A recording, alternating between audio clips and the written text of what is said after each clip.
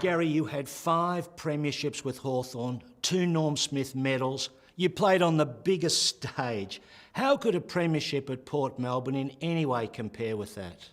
Yeah, it's a good question, Phil. I think because you love something and you want to do it as long as you possibly can, and my love, if you like, for the Port Melbourne Football Club and especially the players is certainly extremely strong. And why? Because I've seen what they go through and what they do to actually compartmentalise their football lives, their work lives, and then whatever else they do with their family. So to keep driving is not necessarily about Gary Ayres, but it's about what the Port Melbourne Football Club was chasing. And as you said, we finally got it last year, Phil.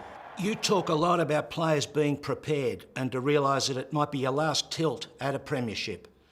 You lost a premiership as a coach with Geelong. You lost one with Port Melbourne. You came into the third one undefeated. Was there immense pressure on you, and how did you handle it?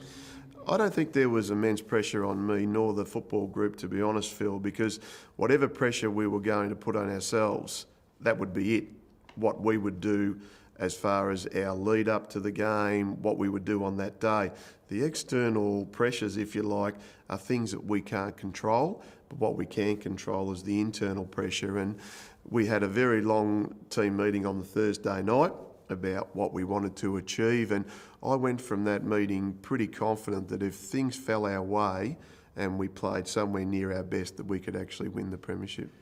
Gary, it's said of John Kennedy, the legendary Hawthorn coach, that he didn't give as much praise as maybe he should have. But it seems in your coaching you've added that layer. You're quick to praise players, no more so than John Baird. And I think in that case, you've got to respect the players that you have, Phil, and we're very much in a different era of coach-to-player relationship, and that ownership, responsibility, that respect, and no one likes to be belittled out in a huddle at quarter time or three-quarter time, and certainly the respect that the individuals have for one another has always got to be at its greatest. And Johnny Baird has just been a wonderful player for the football club. His ability to turn a game, his ability to be out of the competition when he was probably at the height of his powers, to be able to assist me in the coach's box, but also to lead as a human being, I find quite extraordinary, and the players respect him enormously, and I was so thankful that he was able to captain the side to a premiership last year, and he thoroughly deserved it.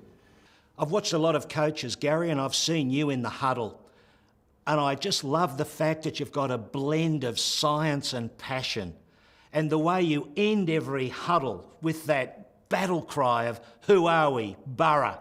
Why do you do that? I ask, "Who are we?" And the guys together will say Borough. And now, of course, the crowd's actually joined into it as well. And it sends a pretty powerful message, I think, that we are a united group and that we are a force that's as powerful as each other. But if we put that together, then the power of one, to use an old expression, is actually quite a powerful being. And it's about us being able to have our own identity, and that may be lost when you've got aligned clubs.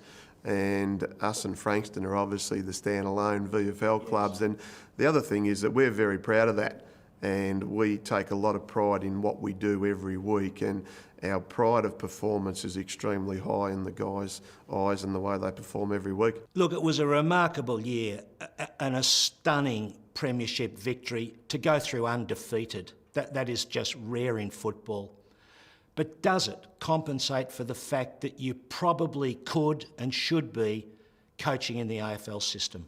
It's certainly been a wonderful experience, there's no doubt about that, but it hasn't quite compensated for it because of the level of football that AFL's at. But it's pretty darn close, and I was very satisfied being able to walk off with my players after that Sunday the 25th and be part of a premiership. And coming back here on that night and just seeing the joy that was in the faces, the tears that were being shed that night by all the supporters of the football club that have been around a long, long time, and even an old supporter in Charlie Reid who said something like, "I've seen 12 of the last 13 premierships." It's just quite amazing. And he'll come into the rooms at halftime. I'm sure you've seen him there. And he comes in with his walking frame, and he always comes up to me and taps me on the shoulder and says, "Do you need me, coach?"